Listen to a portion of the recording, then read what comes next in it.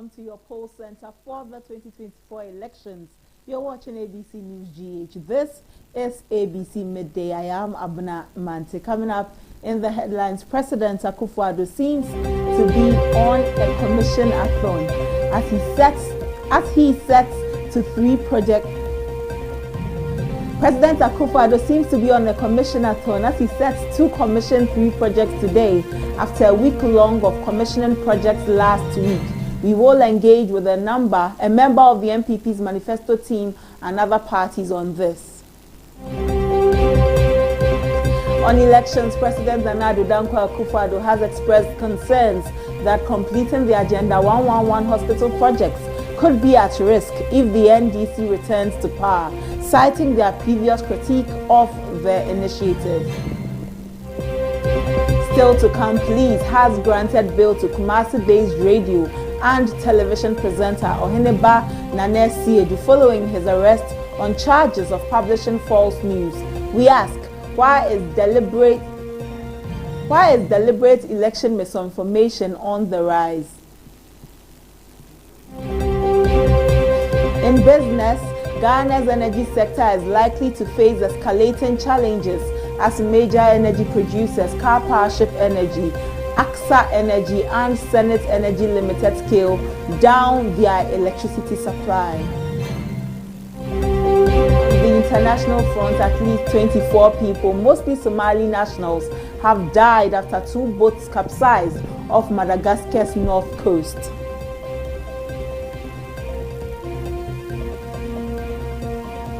Stay with us. We have details of these and more coming up shortly.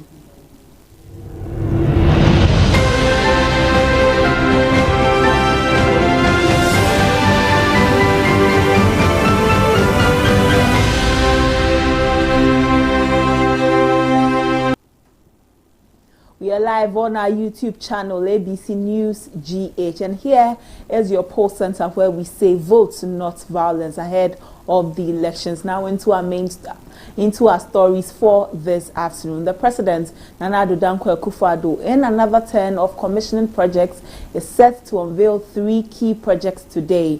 The President will commission 1,072 homes in Tema Community 26 under the government's affordable housing project. He's also expected to commission the Atwase Owebi River Bridge. He's also expected to commission the Sabronum Government Hospital as well. Last week, the President commissioned about 6 projects, including the Flower Pot Interchange and the Teman-Mapadan Railway Project. The latest streak of commissioning of projects has raised several questions and controversies, especially from the opposition parties, who see this as a last-minute measure by the President to change voter sentiments. However, the government has maintained that these projects are well under government's commitment to Ghanaians. Take a look at some of the projects that were commissioned last week. Projects commissioned last week include the commissioning of the Flower Pot Interchange, which was done on the 19th of November. Sod was cut in 2016 at an initial cost of 69 million Ghana cedis. However, the project's cost was revised to some 147 million Ghana cedis in 2017, but commissioned at an estimated cost of 700 million Ghana cedis. Same on 19th November, the President inaugurated some 200 megawatts bridge power station at Boom. The project started in April 2017 and is owned and developed by 3 parties: Endeavour Energy Limited, General Electric Vernova, and Andaris Energy at an estimated $1.2 billion. On 20th November, a project commissioning of New Bank of Ghana headquarters was commissioned. It started in 2022 with an initial budget of 81.8 million Ghana cedis. However, a revision to $81.8 million and was revised to $250 million. On 21st November, 80 education infrastructure were commissioned. These projects started at different time frames with varying costs. Also on 22nd November, a 97-kilometer Teman-Mapadan railway line and new train were commissioned. The project was constructed for $447 million through a credit facility from the India Exim Bank.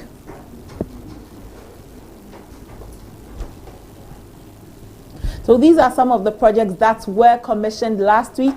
This week too, the president will be commissioning some projects. While some people believe that it is well within the government's time frame to commission their projects, others say that it is a way to sway voters to the side of the NPP as we get into the 2024 elections. Let's take a look at some of the videos from the various commissioning that happened last week.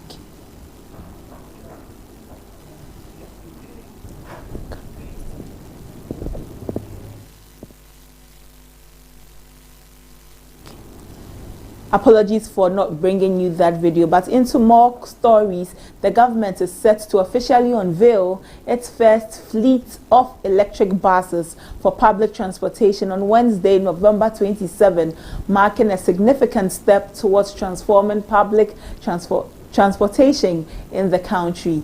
The event is expected to be launched in the capital and will showcase government's commitment to reducing carbon emissions and promoting eco-friendly alternatives in the transport sector. The new buses are part of government's broader plan to reduce carbon emissions and promote sustainable energy solutions in the transport sector. By integrating electric vehicles into the public transport system, Ghana aims to align with global efforts to combat climate change.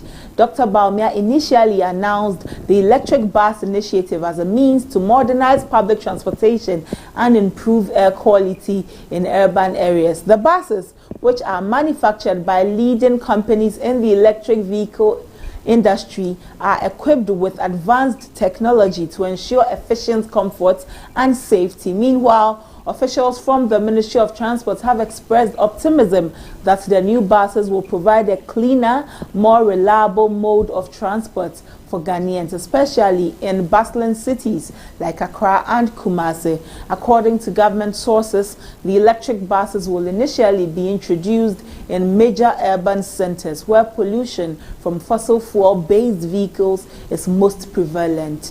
The initiative is expected to create a ripple effect by encouraging private transport operators to adopt greener solutions. Additionally, the government plans to establish charging stations across the country to support the electric bus network, fostering further development of the necessary infrastructure for electric vehicles.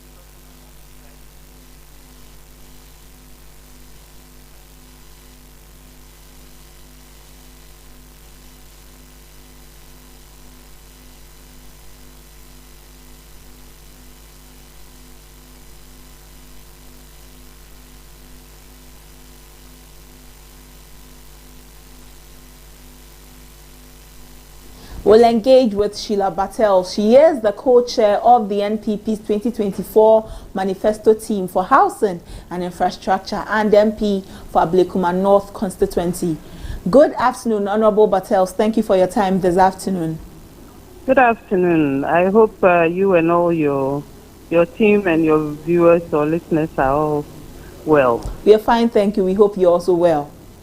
Yes, I am. Thank you very much. Well, some will ask about these last-minute commissioning of various projects. Why has the NPP waited, or the government waited until a few days to the elections to be commissioning all of these projects? Well, thank you very much, and thanks for the opportunity. I believe it's never too late to launch or to open any project that has been completed. The government of His Excellency Nana Addo Dankwa Akufo-Addo and Dr. Bawumia have invested a lot in housing and infrastructure across the country. And most of the projects that currently have been completed are what we are opening. So I believe that it's not necessarily an issue of a rush to commission or to open up these projects, but the projects have been completed. I mean, if it was an issue of we are now cutting sword or we are now trying to start projects, and then that question will come up. But this is a case of the projects are completed and ready to be used. So there is no better time than now for us to open and allow people to begin use of them. So are you saying there's no basis for those saying that this is a ploy or a way to get more voters on the side of the NPP ahead of the elections? When you say it's a ploy, what does that necessarily mean? I mean, if you have given me a mandate and within the period of my mandate, there is work that I have done. For instance, in my constituency, there are projects that I have completed. I would definitely want to be able to open it up and allow people to appreciate the work or the investments they have made before the election, because election time is a time for people to make a decision again as to whether they would give you more time to work or if they will, terminate your employment.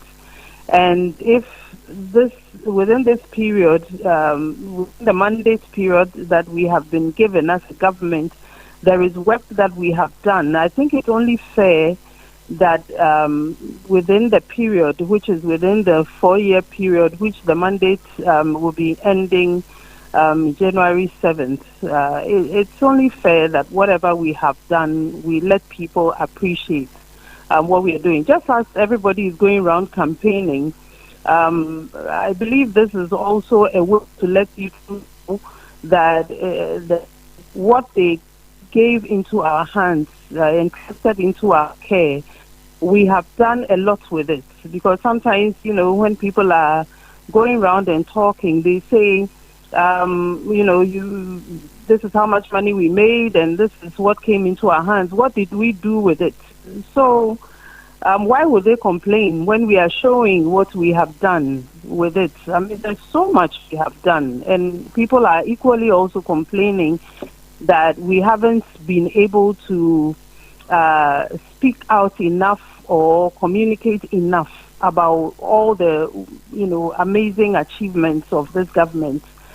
So there is no better time than now. I think as for the naysayers, who doesn't want a good thing? So if somebody doesn't want a good thing, it means that whatever you have done is not something they are happy about. I don't know why people would not be happy about whatever we have achieved, because it's for our collective good. Honorable Bartels, per some of the polls and also some research done into the elections, it said that this election will be hinging on 3 factors: the economy, education, and also job creation. On these 3 legs, as part of the manifesto committee, do you say that the NPP is on stable ground to win the elections? Well, I would say without a shadow of doubt that we have, discharged ourselves creditably enough for people to entrust us with another 4 years, and especially with His Excellency Dr. Bawumia. I believe that we have shown that despite challenges and difficulties, we have still been able to steer the country's affairs successfully. And so I believe that anyone who entrusts us with another 4 years will be proud of what is coming. And I know because of the work we have done as manifesto committees looking at all of these areas. And let me say, yes, if you're looking at generally the things that people would be concerned about, you could narrow it down to these areas. But then everybody has what they care about, and it's not necessarily that you're looking at economy, you're looking at this, or you're looking at that, and that is all of it. Somebody elsewhere is looking at something small, but every single vote counts. And we believe that as far as the end-to-end of the country, every single sector has been touched by this government. A lot of investments have been made, a lot of work has been done, enough for us to confidently say that the people of Ghana should trust His Excellency Dr. Bawumia and the NPP government with another 4 years, especially with housing and infrastructure. I dare say that is one of the things that people see, and when they see infrastructure go up, they believe that the government has worked and is working. And I believe this government has done a lot more in infrastructure and housing than any other government. And looking at the manifesto structure policies that we are bringing on board, there is even more ahead of us. So we believe that Ghanaians will trust us with another 4 years. We're grateful for your time this afternoon, Ms. Bartels. Thank you. Thank you very much. Sheila Bartels is the co-chair for the NPP's manifesto team on housing and infrastructure, and MP for the good people of the Ablekuma North constituency. On this conversation about the president's commissioning various projects just a few days to the election, she said that it lies well within the mandate of the government to do that. In any case, government will be ending just before January 7th. They have up until January 7th to leave office, this government leaving office. So it is well within their mandate to do that. And she says that the NPP is poised to win the elections. They have done a good job to be able to gain the mandate of the people again on December 7th. And that's our conversation with Sheila Bartels. We're looking at speaking with the NDC also on this issue for their opinion and also for their views on that. When we get in touch with the NDC and we're able to establish contact with them, we will have more conversation about this. So we'll be getting into more stories here on our midday news. But this is still your credible guide to the elections, the poll center. You want to be tuned into ABC News GH. We bring you everything about the elections. And on the poll center, what we advocate for is votes and not violence. So anywhere you see the hashtag votes, not violence, you know that it is ABC News GH that you are hearing from. And before we get into the elections, during the elections and after the elections, we are calling on you to pay attention and to give credence to only your thumb. Don't allow anybody to use you as any conduit or a tool for violence. We need you alive and Ghana needs you alive. This is the Poll Center. We will be back very soon.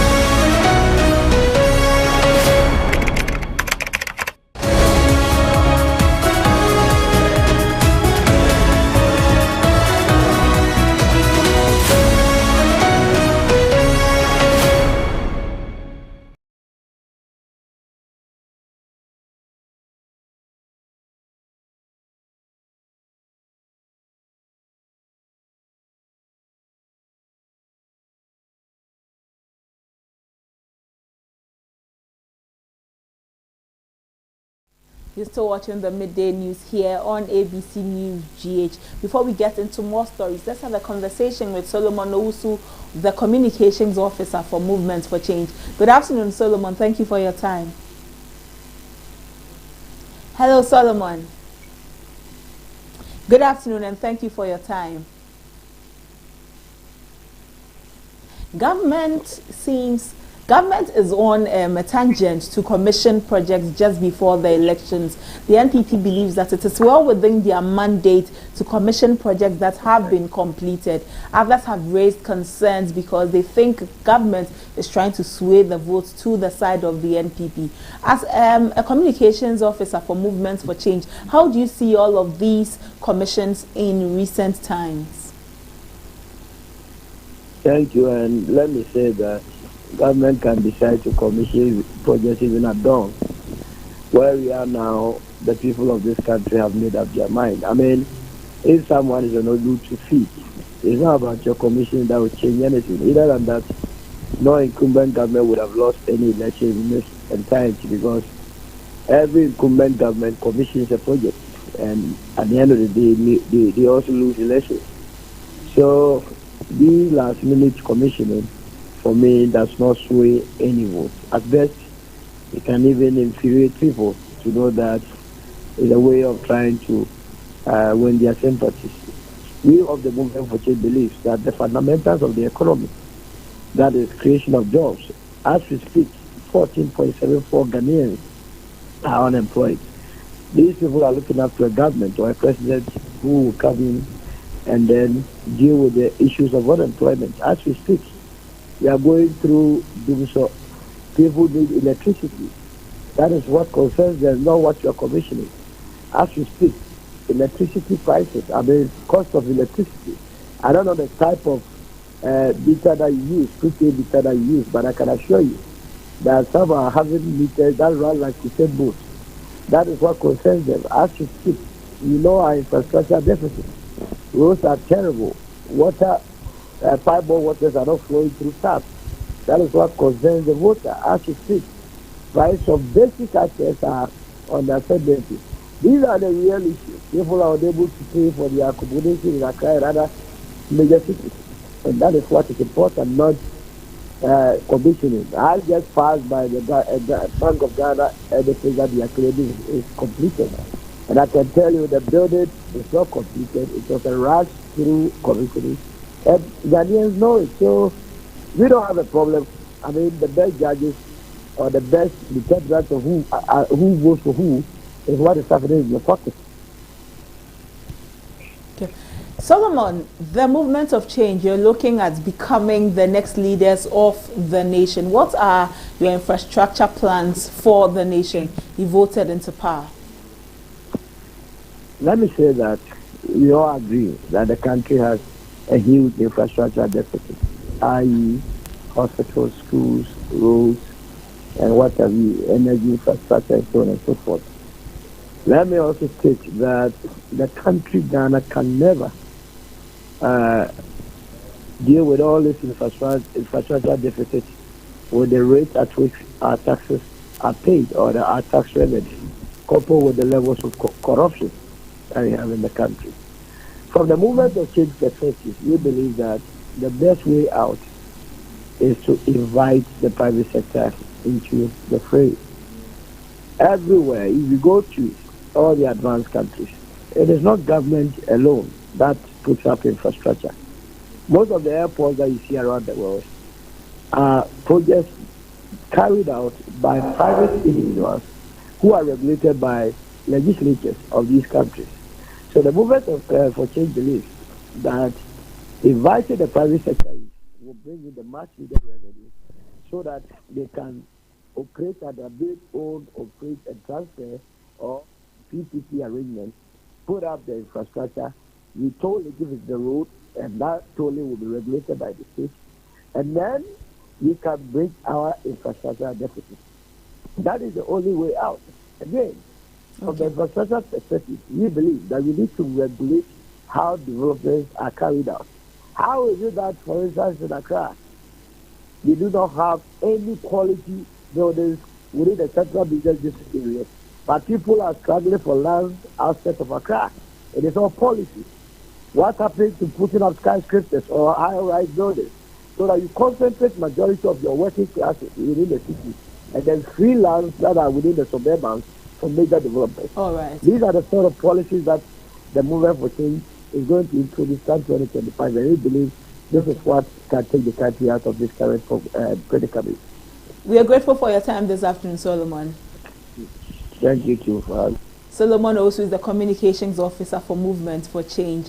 Into more election-related stories, President Nana Addo Dankwa Akufo-Addo has expressed concerns that completing the Agenda 111 hospital projects could be at risk if the NDC returns to power. He cited their previous critique of the initiative and cautioned that crucial projects initiated by his administration, including Agenda 111, may be abandoned should Ghanaians vote for former President John Dramani Mahama and the NDC in the upcoming elections. The president reaffirmed his commitment to ensuring the commissioning of some Agenda 111 projects before his tenure ends. Speaking to professional bodies in the Ashanti region on Sunday, November 25, President Akufo-Addo urged voters to carefully consider the progress made under his government and the potential setbacks of a change in leadership.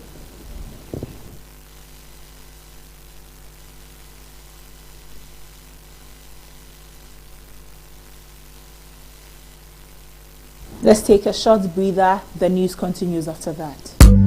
All be lie. Thank you, boss. See you next week. Yo, where is my passport? Where is my passport? Yo, man, I want to Waba. Whoops, and then it's special. Give me my passport. Relax. You made me pay for express for 24 hours, and yet it's not in.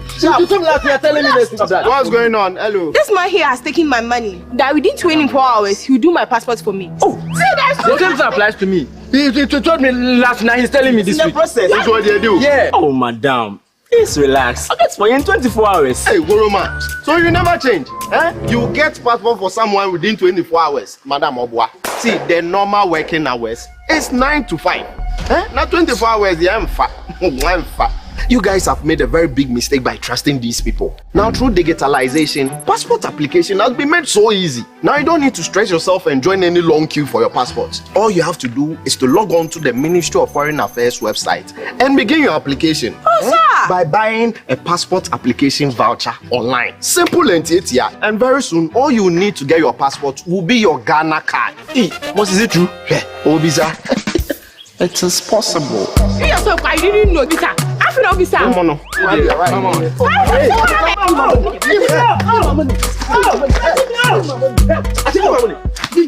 Your passport will be your Ghana card. What is it true? Yeah, Obisa. It is possible. You yourself, I didn't know this. I feel officer. Come on.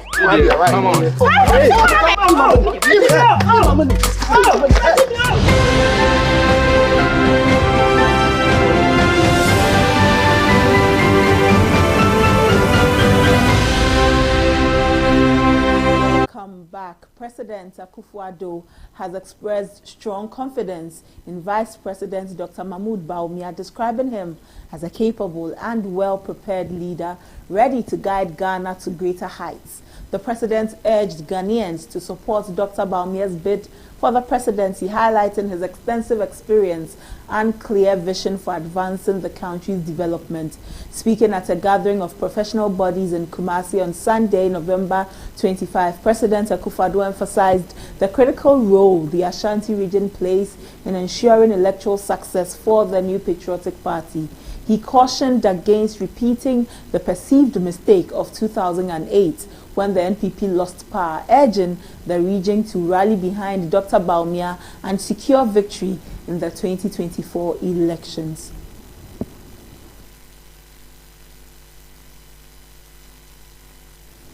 Still on elections, defected NPP member and independent presidential candidate Alan Tremanting stated that the New Patriotic Party is a declining party and would be unpopular after this year's elections. According to him, persons who are now leading the party are sinking the party into a deep hole. Your desire to ensure that the affirmative action bill comes into effect. I think it's a law now. It's a law now, but it was talking about implementation. Yes. I'm saying that I'm also a firm believer in the implementation execution of that. Many years ago, when I started training and building entrepreneurs. My record is there. I mean, sometimes you don't want to mention this in public, but I can say boldly on air that 60% of all the thriving local businessmen, they all came through my hands, both men, women, And at that time, I did what I call positive action for women, because I deliberately identified women and brought them into my program. Okay. I'm happy about your... Still on elections, the Inspector General of Police, Dr. George Ekufu Dampare, and the Police Management Board have dedicated Sunday, November 24, to visiting churches to preach peace before, during, and after the December 7 elections. Addressing a congregation at the Church of Pentecost in Accra, Newtown, the IGP entreated the church to continue praying for peace, but importantly emphasized that their prayer should be backed with action. He called on everyone to assist the police in enhancing security, law and order to make the 2024 general elections the most peaceful in the history of Ghana. We are here for a very simple message.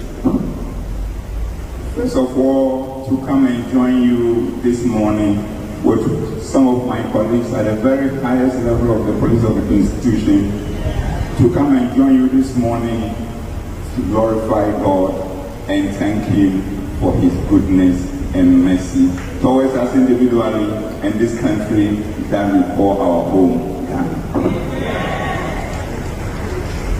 We are saying that if we were to take our time and count our many blessings and name them one by one, we will be very surprised how far God has brought us as a country. And it is for that reason that we want to join you today in glorifying Him and thanking Him for all that He did for us.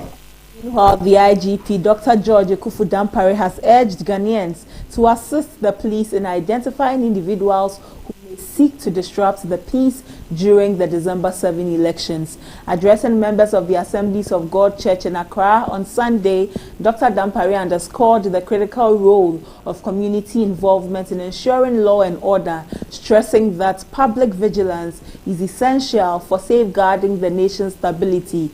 We may not reach everybody, so what it means is that there could be a few others who still think that they can make an attempt to disturb the peace of the country.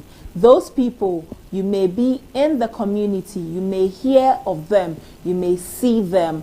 Our prayer is to allow yourselves to be used as a vessel of God to let us know those people so that we will give them a place that has been designated for them. Dampare appealed. His appeal underscores the police's commitment to ensuring a peaceful election process and the need for public cooperation.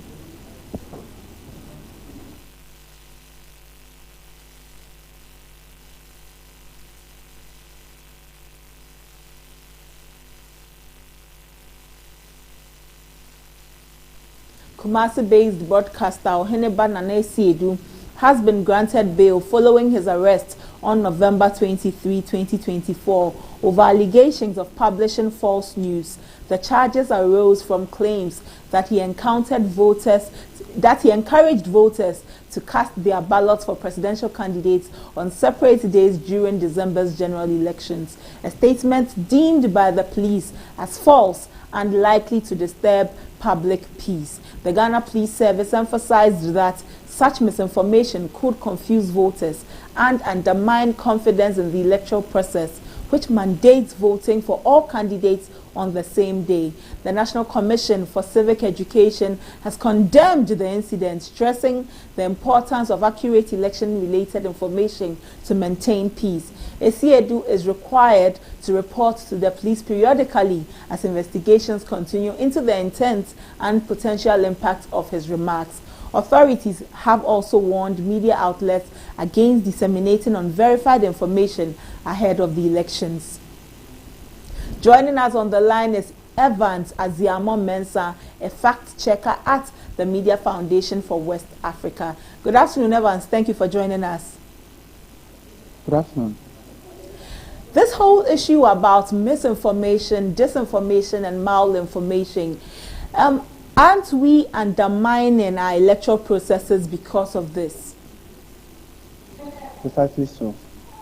Anytime an attempt is made to that distort the information flow and the accuracy that it has to go with, it undermines the information integrity, like you mentioned in the intro.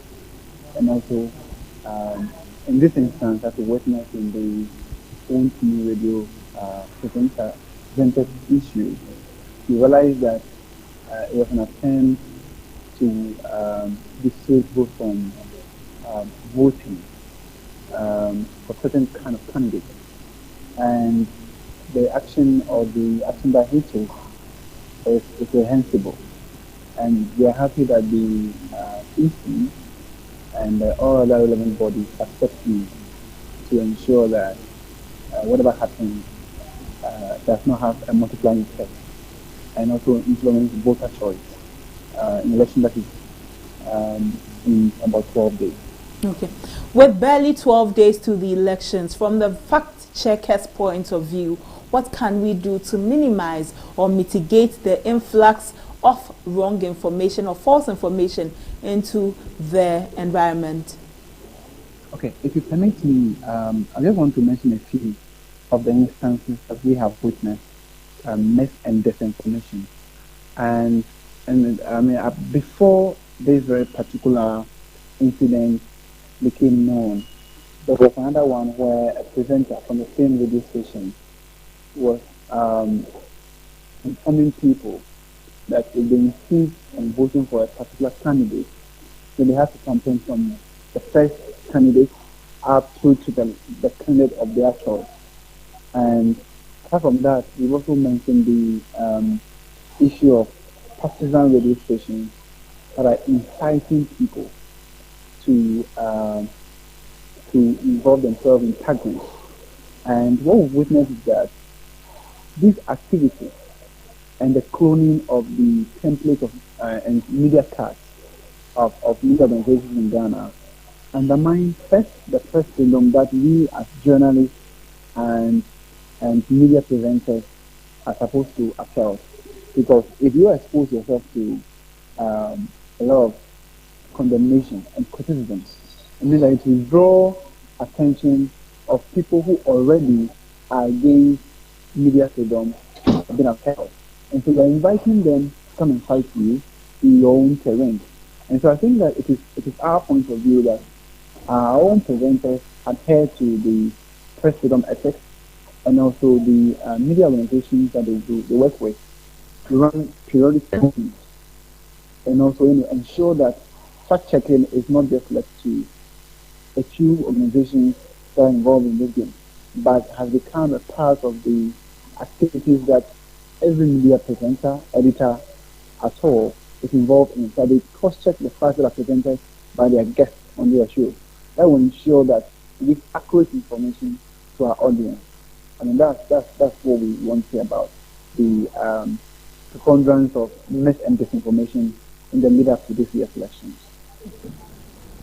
Beyond the elections, how can we sanitize our system so that anytime someone puts out this form of information, it is quick for anybody to clock that this information is meant to give wrong ideas about something? Because it seems that we have a certain section of the populace who will swallow any information hook, line, sinker. So far as it's coming from a media house or a media outlet they believe in. I think that's what I mentioned early on, and I'm happy that you ended your question by asking that media houses that they believe in. And the reason people trust journalists and presenters is that they think that they are people who are of integrity and they give out the right information. And so when we now have a tendency where people are misleading voters, in this case, to vote in a particular way, it means that it presents danger for press freedom. But like what we've been doing all the while at the Media Foundation for West Africa, we think that one of the potent tools to fighting mis and disinformation is media and information literacy. If all our people, right from our community radio centers, our educational system, how our people are educated to know ways to verify information. That if you get access to information, particularly on social media, that is not well regulated, it means that you need to think twice. And then if you're not quite satisfied with the answers provided in there, you can reach out to someone or a media organization that has integrity to verify the information for you. We believe that that's one of the things that will help us to cut down on the menace of mis and disinformation. And we also think that the practice of journalists and media organizations having to take their employees through fact-checking training is essential more than ever to help to preserve the information integrity that we have in Ghana. What role should the National Media Commission be playing at this point in time? Should they up their game? Should they have to met out certain sanctions at this time? Fundamentally, they are concerned, and the first point of call will be to issue a statement to condemn the activity of the people involved, and then collaborate with other stakeholders to look at the appropriate sanctions for people who propagate false news. I don't want to, invite the government into enforcing these false news rules, because we believe that if the news is not in government favor, the tendency that they can use that particular law to, demobilize people is very high. And so first, we need to first ensure that we first center ourselves and ensure that whatever information we put across is well verified, and that the other stakeholders, like the media, National Media Commission, also ensure that the appropriate rules are taken, so that other government agencies, like the National Security and all the others that are used to terrorize people who they think are publishing fake news, are not involved in this matter. So the National Media Commission indeed has a great responsibility to caution media organizations and media owners and presenters to ensure they have fidelity to the first freedom that we all are held in this country, and to ensure that they give us accurate information to our audience and different. Grateful for your time this afternoon, Evans. Welcome. Let's take some local stories. Flag bearer of the NPP, Dr. Mahmoud Bawumia, has stated that the ongoing trade fair project, when completed, will open Ghana up for business opportunities and place the country in a prime position to receive business conferences in the sub-region. Addressing the media following his visit to the trade fair, the Vice President assured Ghanaians that the project will be completed soon, even though the initial completion date may not suffice. A lot of trade issues are going to be discussed here, a lot of conferences. We see Ghana as a real center for many conferences, many exhibitions, for many creative art shows and so on. We already have our December in Ghana and beyond the return and so on. So you still see so many opportunities that will help grow this economy. And so we are very, very excited. I wanted to come here to this meeting a few weeks ago with Agnes in my office to get an update of where we were. She gave me an update, and I said, well, I would like to come and see for myself where we really are. Meanwhile, the CEO of the trade fair, Agnes Edu, has stated the new trade fair project will include a permanent headquarters for the African Continental Free Trade Area. She said the construction process for the new headquarters will take between 3 to 5 years to complete. The third delay is not even a part, right? Getting investors to come and go. That was the easiest. The two major delays that actually set us back was one, the pre-development. Imagine you come here, there's key officers, broken down buildings, squatters everywhere, and you cannot move, right? And everybody is saying, I will move, although they have no legal right to be here. That took from 2017 to 2020, 2017 to 2020. we were trying to clear the site of unwanted structures and illegal structures that were there, right? So that cleared the way. Right after that, at the top of 2020, when the first developer was ready to come and put in the services like the infrastructure, the roads, the power, in March of 2020, when we were already locked down, the entire universe stopped. No plane moved in 2 years. The whole entire 2020, the whole entire 2021, and even some of 2022, planes didn't move. Of course, so planes are not moving, investors are not moving, the economy is not moving. But as His Excellency Nana Addo Dankwa Akufo-Addo said during the program, he said, Up next is some business news.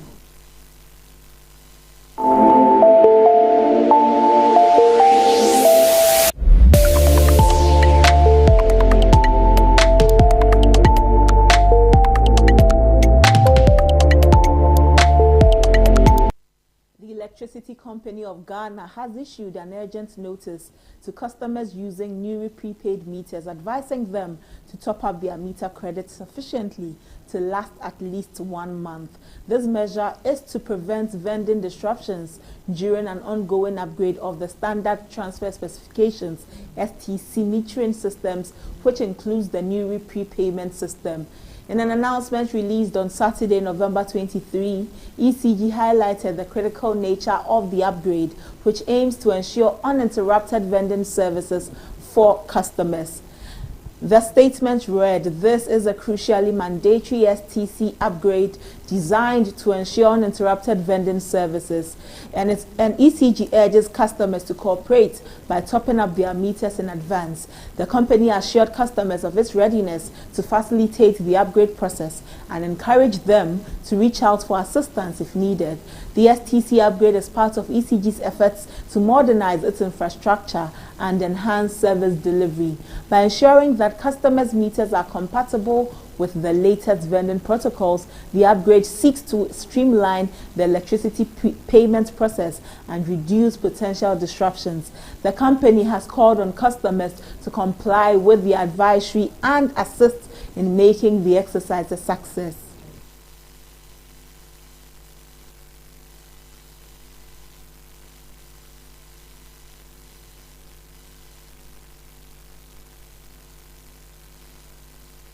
Ghana's energy sector will from today, Monday, November 25, face escalating challenges as major energy producers, Cap Hardship Energy, AXA Energy, and Senate Energy Limited scale down their electricity supply.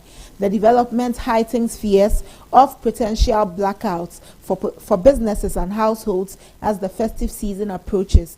The alarming development, according to market watchers, could result in a shortfall of approximately 450 megawatts on the grid. This development also compounds an already dire situation with Sanan Asogli and Amandi Energy, two independent power producers, halting operations in Ghana. Sanan Asogli attributes its shutdown to the Electricity Company of Ghana's failure to settle outstanding debt, while the government claims Amandi Energy is undergoing maintenance without an end in view.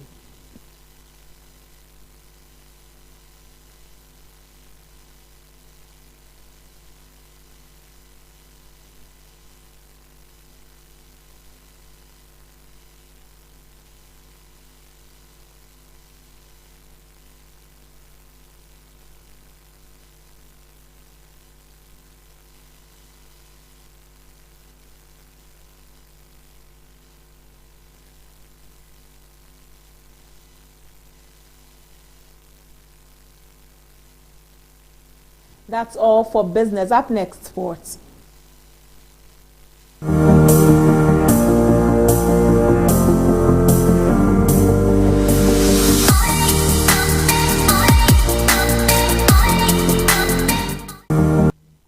TP Mazembe, representing the Democratic Republic of Congo, clinched the CAF Women's Champions League title for the first time with a hard-fought 1-0 victory over hosts AS FAR in El Jadida, Morocco. Marlene Kassage's early penalty in the 10th minute proved decisive as Mazembe's disciplined defense thwarted AS FAR's relentless attempts to equalize. The victory marked a historic turnaround for Mazembe, who had suffered a group stage exit in the 2022 edition.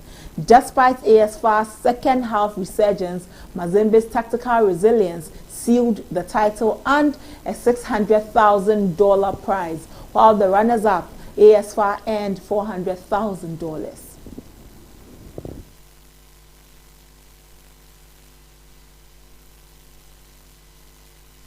That's it for our sports news. Up next is international news.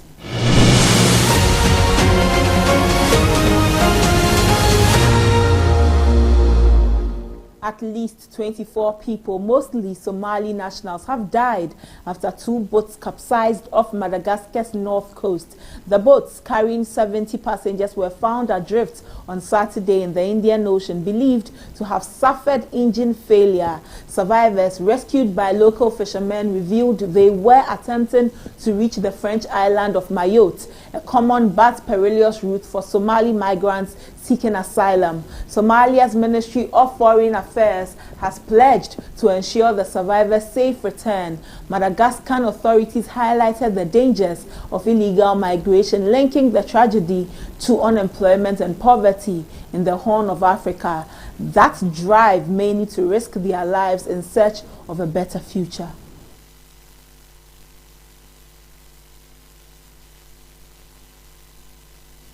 Entertainment news is up next.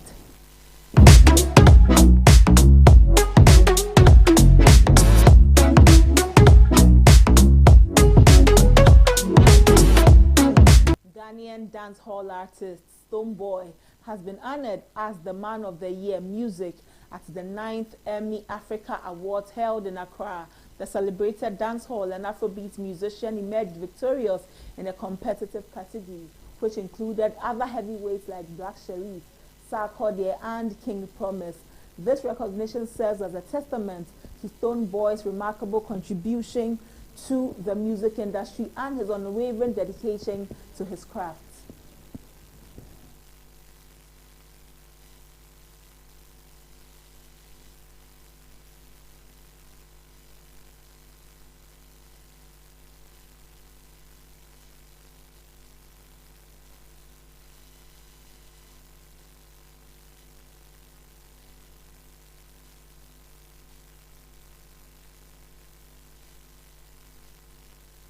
That's all for the midday news this afternoon. But before we go, a recap of our top stories. President Akufo-Addo seems to be on a commissionathon as he set to commission 3 projects today after a week-long off-commission projects last week. President Adodankwa Akufo-Addo has expressed concerns that completing the Agenda 111 hospital projects could be at risk if the NDC returns to power. Police has granted bail to Kumasi-based radio and television presenter Oheneba Nanesiedu following his arrest on charges of publishing false news. In business, Ghana's energy sector is likely to face escalating challenges as major energy producers scale down their electricity supply. And on the international front, at least 24 people, mostly Somali nationals, have died after 2 boats capsized off Madagascar's north coast.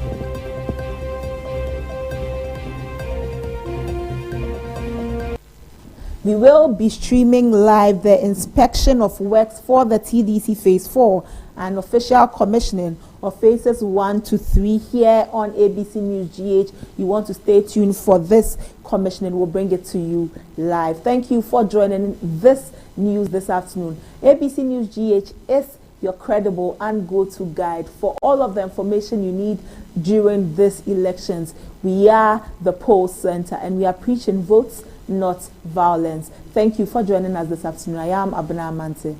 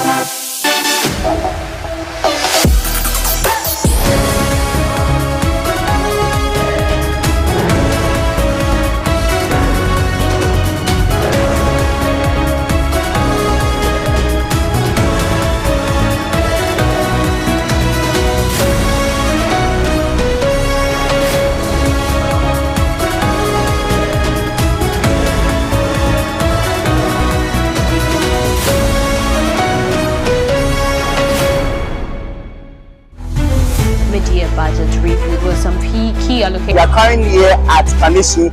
When the news breaks, we are there. In the heart of matters arising, we follow through with the right question. Don't miss a beat with our in-depth news analysis.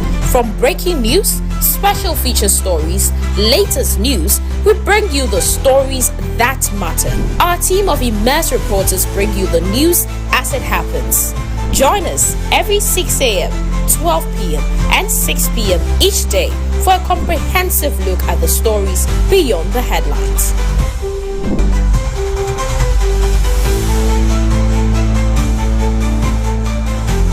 3, 2, 1. You're watching ABC News GH. ABC News GH, your trusted source for news. That's something. I am impressed. It's about